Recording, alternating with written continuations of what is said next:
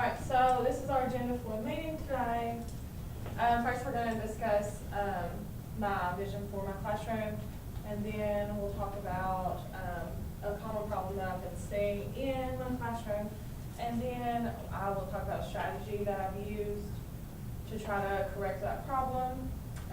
We'll do a little activity to show what I've been doing in my classroom, and then I'll show you my results with my analysis, and then I'll open it up for questions at the end. Oops.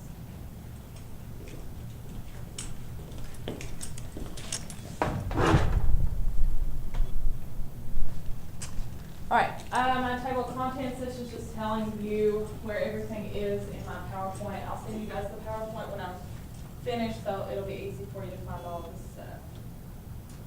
All right, my vision statement. In my classroom, students are going to strive to show up every day with a positive attitude. They're going to respect each other. They're in charge of their own learning in my room. I'm just here as a facilitator. That's how it is in the whole school, so you guys know that. And, all right, so the problem that I've found with my high school seniors, they're on more of a career path than a college path, and they can't even do basic math facts without a calculator.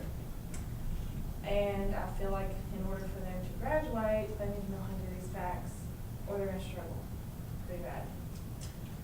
Okay, this is going to help the students with their math fluency. They'll be better. They won't be counting with their fingers as much, and it'll hopefully help close the gap in math. Okay, so what I decided to do was an automaticity test. We're just doing time tests. They are 2 minutes each. Well, it was 2 minutes, but since they're seniors, I've made it just 1 minute each. For addition, they're doing 80 questions. Subtraction, 80 questions. And since multiplication and division is harder, I decided to do those with just 40 questions. I found this article. Well, I went ahead and clicked, but there's an article. I'll send that to you guys too. It just talks about, it's about middle school automaticity research. They did some research in middle school showing how it benefited the students doing these types of tests. They were able to recall math facts a lot faster. They were able to not be counting on their fingers as much and not rely on their calculator as much. And it really supports using automaticity tests. And I figured if it works at the middle school, why wouldn't it work at the high school? All right, so the addition test. This is my data. As you can see, every time students took the test, so this is number of attempts. So they took the addition test 5 times. The first time, one person mastered it, and it took them 5 times before all 17 people mastered it. I counted 70 as mastery, and just see how they improved every single time. All right, subtraction, it's pretty close to the same, except 3 people started off mastering it, and then it still took 5 tries before all students mastered subtracting. Multiplication, it took 7 tries to master multiplication, and the first time, no one mastered it. There were a lot of people close, but they did not master it. All right, and division, no one mastered it the first time. We've taken it 7 times so far, but we still only have 12 people that have mastered it, so there are still 5 students in my class that are trying to master it, but it's getting better each time. I've been having them make flashcards to try to help with it, and we've been going over extra problems with the bell ringer, and it's been helping, especially right here where it was staying still.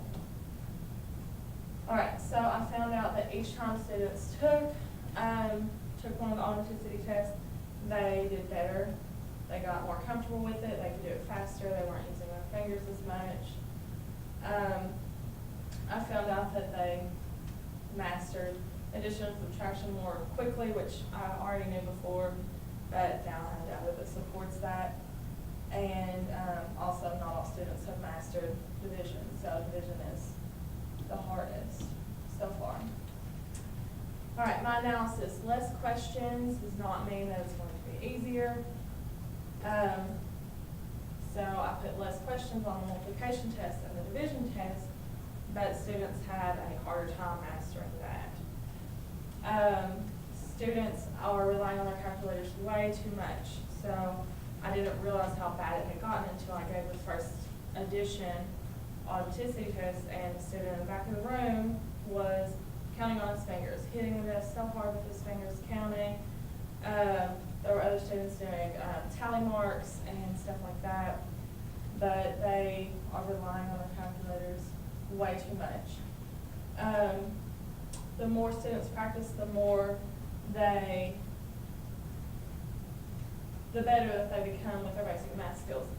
So I've been giving also other tests besides the authenticity test that students have to show me their basic math skills, and I have them do some of that without their calculator, and they're getting better and more quick at doing the basic math skills than they were before this intervention.